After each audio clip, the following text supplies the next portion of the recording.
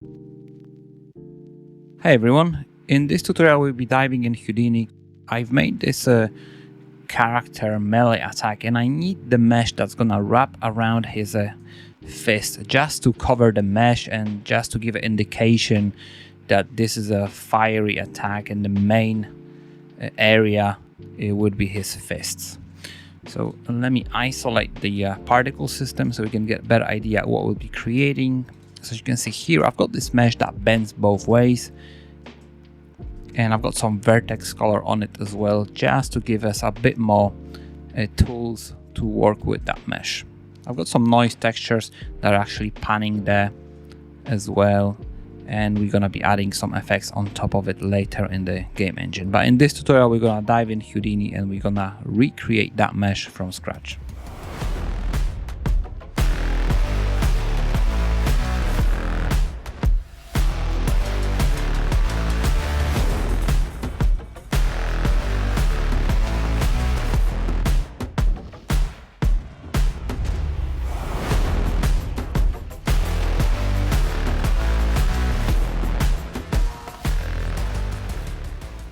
And now in Houdini, I'm just gonna press tab, start typing grid.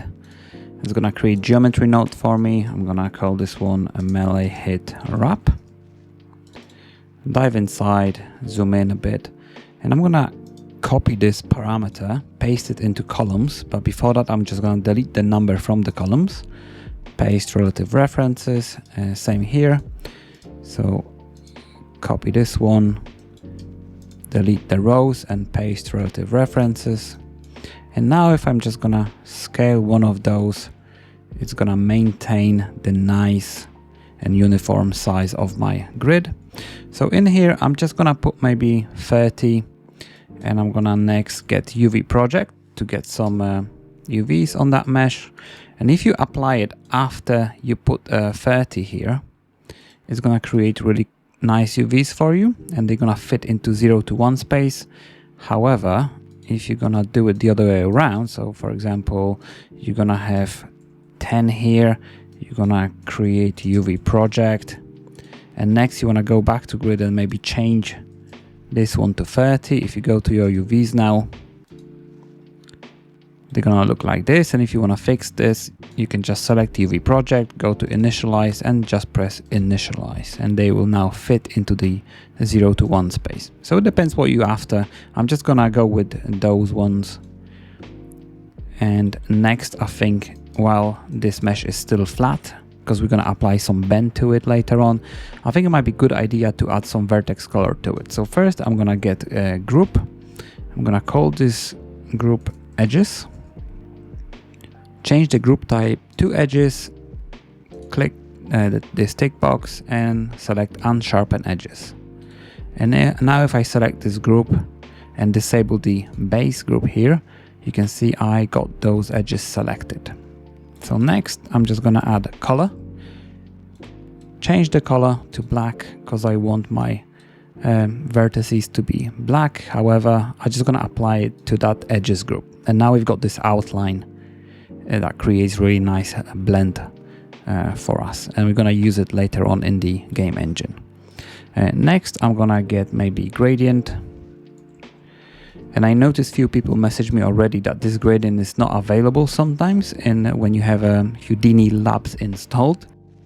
So it might be a good idea to try different versions of side effects labs in Houdini. So if you update the toolset, this is my version. However, you can try different versions to see if it's gonna work for you. Okay, and in here, I'm just gonna apply it maybe to Z direction. And we're getting nice blend here. I'm just gonna copy this, paste. And I'm just gonna invert those. So I get nice blend in the front as well. However, I just want a little bit, not too much. So I'm just gonna drag this white color somewhere in the middle and I'm gonna apply operation to be multiply. Same with the first one, set to multiply because I want this outline there. And now you can just modify those gradients as you like. So I'm just gonna maybe put this one somewhere here and the first one around here maybe.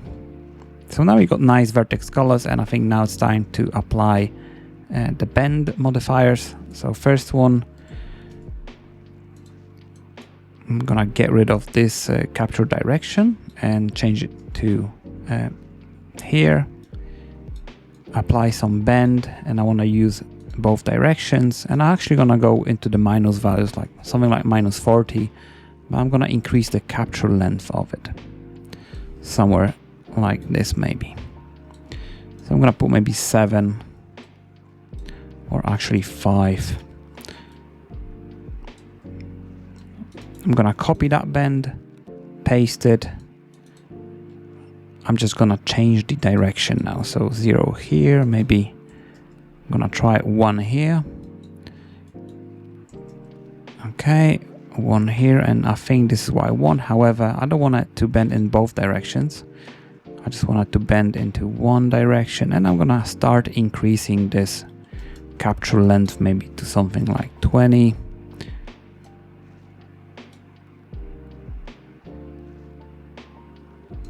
Maybe let's try 15.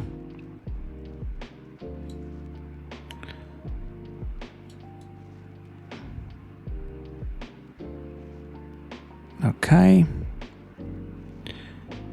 I think I just want this to bend slightly more, so I'm just gonna increase my bend to maybe minus 70 and just experiment with that capture length. I think 15 looks nice now. I'm gonna apply another bend here.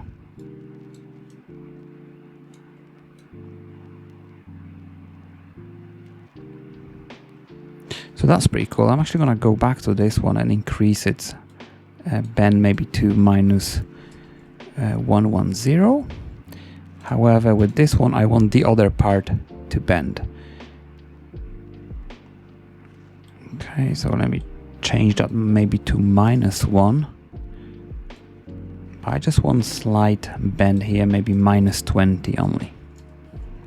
Okay, so all I did just copy that, change the direction to -1, and that's all I've got. I would like this to bend a bit more on this axis, so I'm gonna go back maybe to this initial bend and bend it even more to -70. And the final bit, I'm just gonna use axis align, and that one's gonna be to max, and that'll be my pivot point. The last bit would be to get that to game engine scale, so that will be transform, and I'm gonna put maybe scale of 50 here. I think side effects usually go for 100. I'm gonna go with 50, and by you feel free to go for whatever scale you want. And now we've got pivot here, so I think it's gonna work nicely with our emitter in the game engine. So next, I'm just gonna put that into game engine, create some materials. I'm just gonna double check my UVs if they still 0 to 1. That looks pretty good. And I'm gonna use vertex color for any alpha adjustments instead of using additional texture for the alpha. Okay, so that will be on our character fist. So the fist is gonna fit here, and it's just gonna add additional glow to that movement. All right, so I hope you enjoyed this one. Very simple setup. Hopefully you learned something new here. And thank you so much for watching.